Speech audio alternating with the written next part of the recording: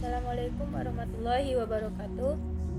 Nama saya Melsi Hafizah, NIM 2014401021, Prodi D3 Keperawatan Universitas Pahlawan Kampus saya.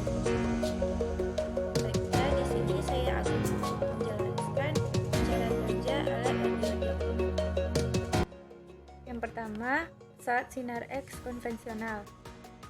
Pesawat sinar X konvensional adalah salah satu jenis pesawat sinar X yang digunakan untuk radiografi. Proses terjadinya sinar X.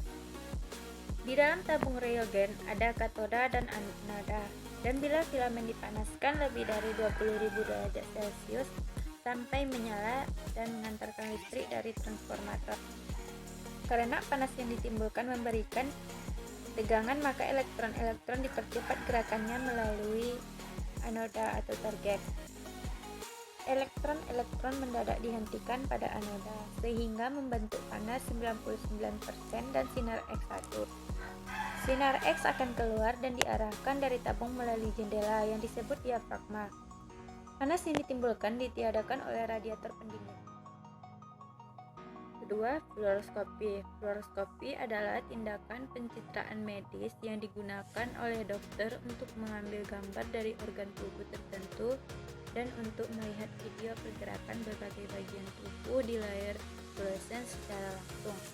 Cara kerjanya adalah uji pencitraan yang biasanya membutuhkan waktu 45 menit sampai 1 jam.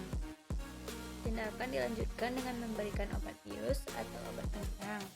Hasil dari fluoroskopi akan diproses dengan peralatan khusus yang membantu memperjelas dan mempercerah sebelum gambar tersebut dipindahkan ke layar fluoresen. Yang ketiga, mamografi. Mamografi adalah prosedur pemeriksaan dengan menggunakan sinar X atau retrogen dosis rendah untuk mengambil gambar jaringan payudara. Tes pemeriksaan ini dilakukan untuk mendeteksi adanya pertumbuhan atau perubahan abnormal pada jaringan payudara, termasuk untuk mengetahui keberadaan kanker. Cara kerja mamografi adalah payudara pasien akan ditempatkan ke dalam alat retrogen dengan kompresor yang akan menekan payudara untuk mendatarkan jaringan di dalamnya. Tes ini dapat dilakukan dalam posisi duduk atau berdiri. Dalam proses ini, dokter akan meminta pasien untuk menahan napas saat payudara ditekan. Jika hasil pemindaian tidak jelas atau ditemukan kelainan oleh dokter, mungkin akan mengulang tes tersebut. 4. CT scan adalah prosedur pencitraan medis dengan sinar X dan menggunakan komputer untuk menghasilkan gambar yang lebih detail dalam bentuk irisan-irisan. Pemeriksaan ini dilangsungkan dari berbagai sudut sehingga gambar bisa terlihat hingga bagian paling inti tanpa perlu operasi. Alat CT scan berupa mesin dengan lubang seperti terowongan dan tempat berbaring di dalamnya. Pasien dewasa mesti berbaring di meja pemeriksa dalam mesin tersebut untuk menjalani pemindaian.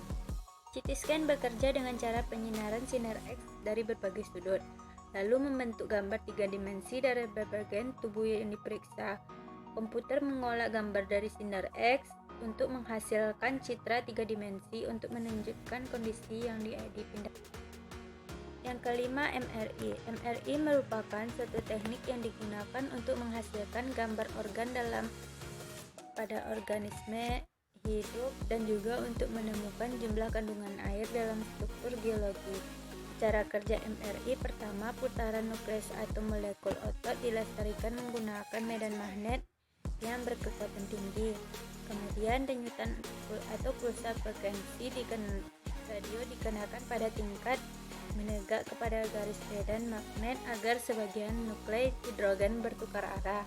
Selepas itu, frekuensi radio akan dimatikan menyebabkan nuklei berganti pada konfigurasi awal. Ketika ini terjadi, tenaga frekuensi radio disebabkan dan dapat ditemukan oleh gegelu yang mengenai pasien. Sinyal ini dicatat dan data yang dihasilkan diproses oleh komputer untuk menghasilkan gambar otot.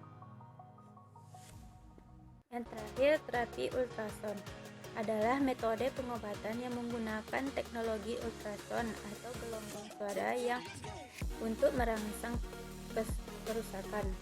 Walaupun telah lama digunakan di bidang kedokteran untuk berbagai tujuan, teknologi ultrasound lebih dikenal sebagai alat pemeriksa daripada sebagai alat terapi. Salah satu keuntungan terapeutik dari ultrasound yang belum terlalu terkenal adalah pengobatan cedera otot. Oleh karena itu, terapi ultrasound sering digunakan dalam pengobatan muskuler dan cedera otot.